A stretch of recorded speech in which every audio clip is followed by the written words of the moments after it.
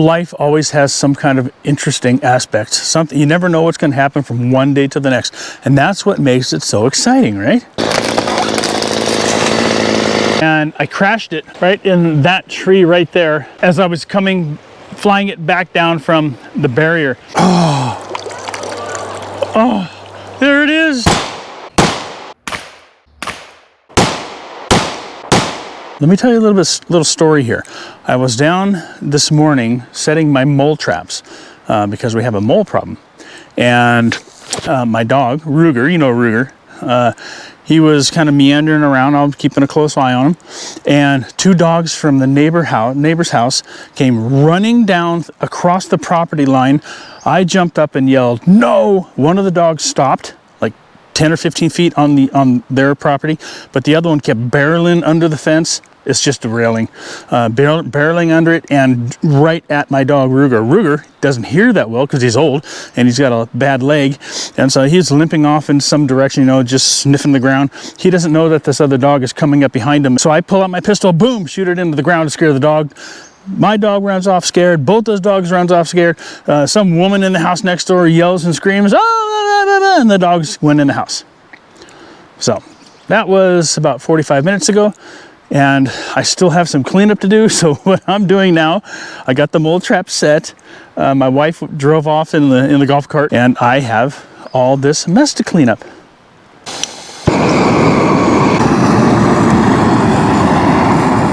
Speaking of the devil, here she is. Forest retreat security. Forest disturbance. Forest retreat. We could get Security. stickers and put them on here. Security. Drive around. So you heard there was a disturbance, huh? Yeah. This journey started in the 60s, and I have fished from Alaska to Florida, hunted the Arctic for caribou, and combed the coastlines of Kodiak and the Aleutian Islands in search of meaning and purpose. These excursions exemplify a deeper understanding of success beyond that of just catching fish or bagging big game. They are about the chase and learning who you are. They are about exploring, appreciating, and respecting the vast expanses of our nation's forests, lakes, streams, rivers, and oceans, and finding our place in the universe. My name is Gene Quinney. These are my stories, this is my life, and these are my adventures.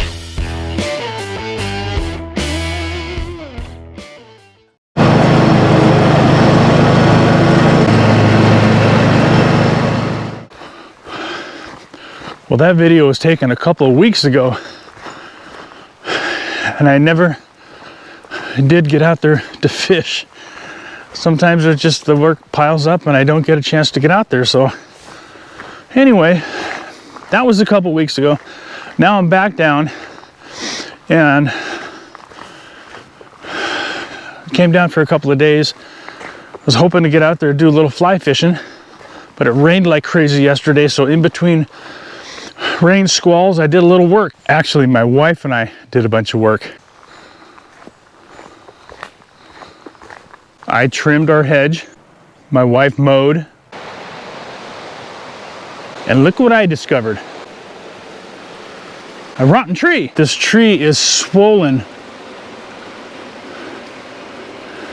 and rotted out. Look at this thing. This thing is ready to fall, and it's going to fall right into my boat launch. There's only one thing to do. Actually, there might be a couple things to do. I could either leave it alone or let it fall on its own and then clean it up, but you never know when it's going to happen. What if my boat is in the water and it decides to fall? That's no good. What if I'm fishing here or the kids are playing here and it decides to fall? That's no good. So a responsible property owner is going to remove this tree before some other type of damage or injury occurs, right? Do we cut it and stay in the danger zone right there? I could try to cut that tree down. I'd be under it right here, and it could split, disintegrate while I'm cutting. You never know where that tree's going to go. Or I could get my tractor and get the bucket with the brush forks up against it and try to push it over, because it looks like it's ready to bust up and fall apart anyway. That sounds a little more safe and a little more fun, actually. So I'm gonna get the tractor. I'm gonna push it right up against the back side over here and try to push it over, see if I can't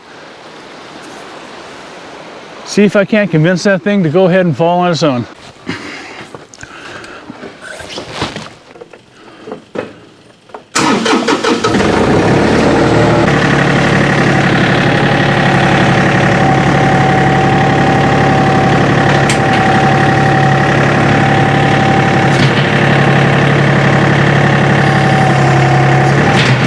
Now let me see if a little persuasion will work here.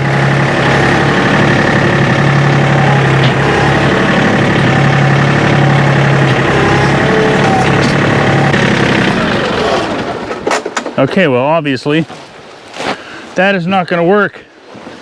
So what does the guy do? Oh.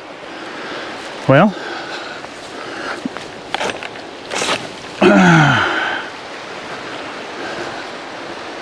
I have to convince it to go over.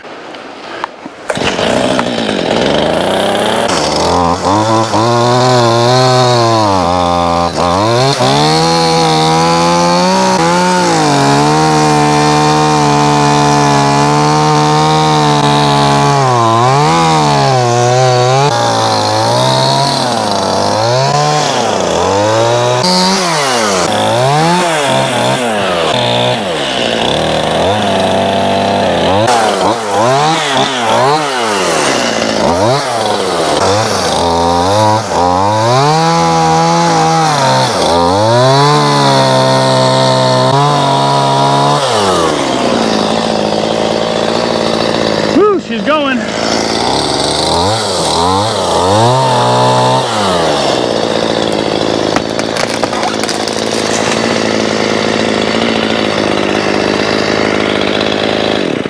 Well, look at that.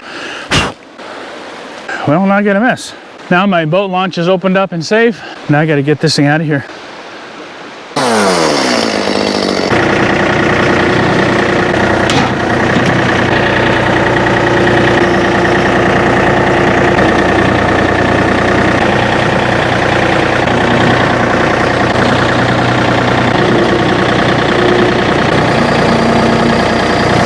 I will deal with that some other time. 3 days ago, I went and seen an oral surgeon and had my last remaining wisdom tooth taken out. The one up here has been in there my entire life. And my dentist didn't want to do it because of the bulbous nature of the root. He thought an oral surgeon would be better to go under, sedation. And so I agreed, went to the consultation. Oral surgeon says no problem, would take it out, scheduled it, had it done 3 days ago. And I have not felt one iota of discomfort. No pain, no discomfort. It's like it never happened. And it's just totally blows my mind. How can they extract the tooth, grind out the bone, put stitches in your mouth and all that without feeling any pain whatsoever? It's just the strangest thing I've ever experienced. Do you have an explanation for that? I sure as heck don't. I'd like to hear your experiences if you've ever had oral surgery or any kind of surgery and not felt anything afterwards. It's totally bizarre.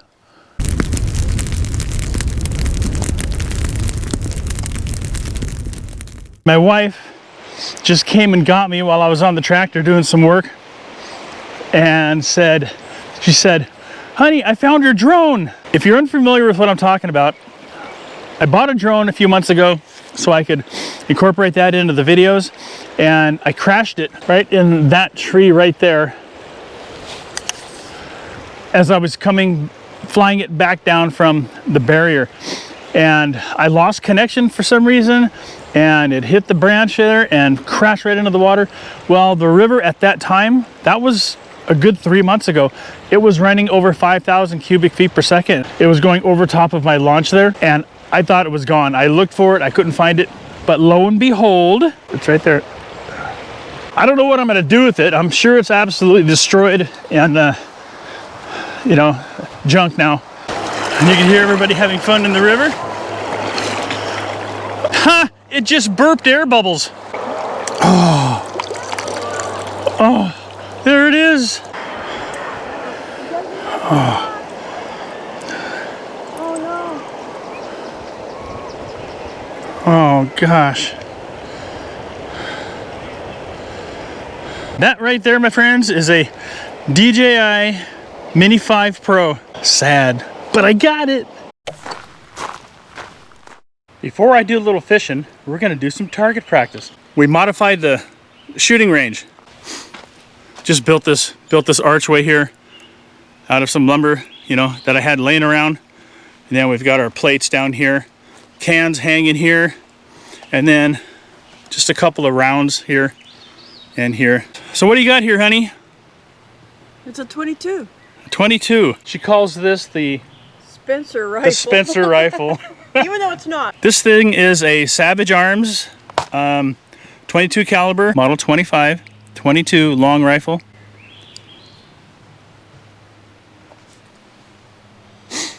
So we're gonna do a little target practice here. We've also got our pistols that we always carry, both of us. And we're gonna shoot up these plates down here.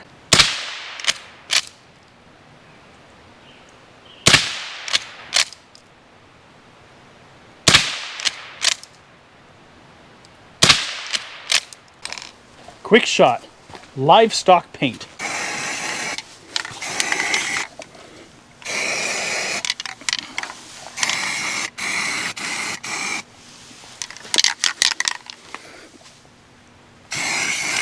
And it's safe for cattle.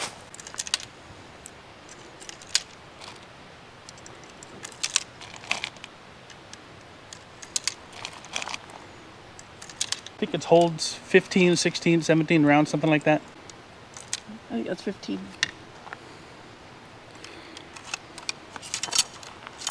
Insert it back in. Lock in the little latch right there. And she's ready to go. Oh,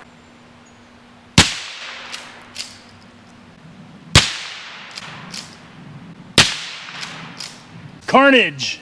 So you may have noticed that we're using steel cartridges on the 9mm. We use these for target practice because it's cheaper ammo. We go through a lot of these things, and this is the Wolf military grade Russian ammo. It's cheap. You can't reload them, but so you shoot them one time and they're done. But they're cheaper, and so for target practice, they shoot just fine. We've gone through thousands and thousands of these and not had any problem with it at all. No misfires, no, you know, they don't shoot all crazy. They're actually pretty good for cheap ammo. So that's why we shoot them.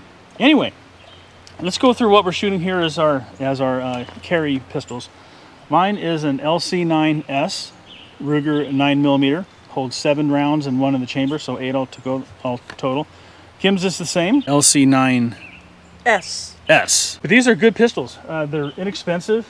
We've had these for a long time, and even back when they're inexpensive today, but when we bought these, I don't know, 10 years ago or longer, we've been shooting them for a long time.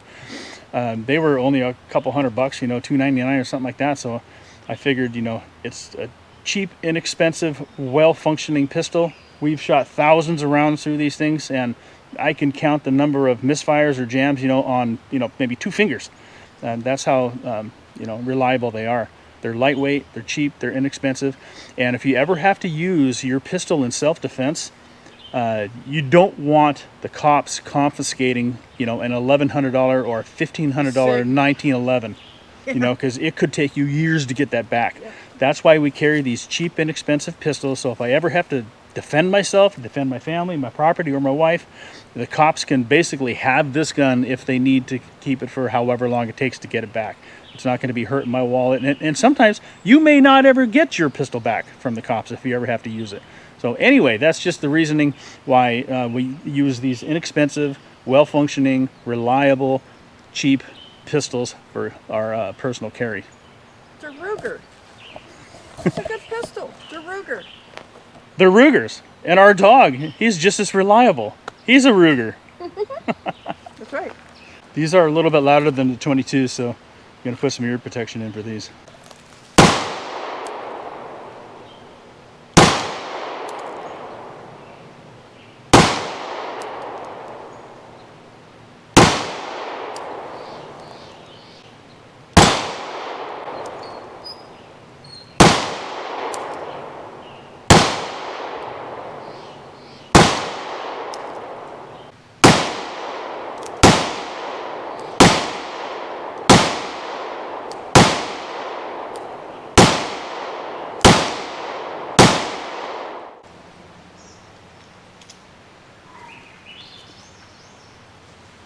Oh, that's always a lot of fun, let me tell you. So we shot, my wife is done. Let me pull my earplugs out. So between my wife and I, we shot probably 250, 300 rounds of that wolf ammo through both of our pistols. Not one jam, they all worked perfectly fine. So anyway, but that's a lot of fun. I just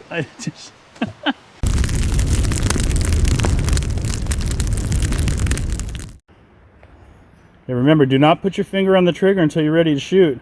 When you have it all lined up, put your finger on the trigger, pull slowly, squeeze slowly, and follow through with the sight.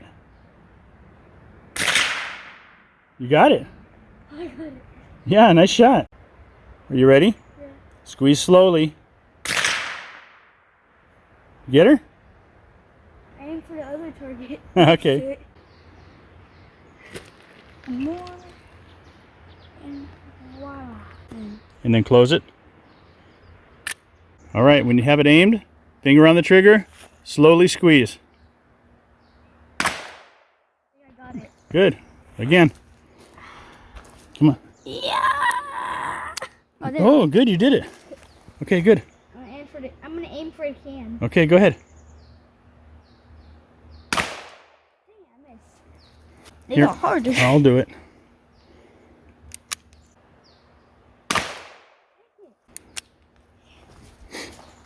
Okay, just relax. Take a breath. I thought I got that. Don't worry about it. Breathe. Slowly squeeze. Yeah, I think I got it. Well, you might have. Let's keep going. If you guys aren't into shooting, you need to get into shooting. Exercise your Second Amendment rights and enjoy life and be safe. Be able to protect your family. If you liked this video, be sure to check out our other videos where you'll join us on the ocean catching kings and silver salmon, lakes catching kokanee trout and landlocked coho. We'll also be working our riverfront homestead and harvesting venison. Stay tuned for more fishing and hunting and outdoor adventure videos. Be sure to subscribe to the channel and hit that bell button so you get notifications of new uploads. Thank you for watching.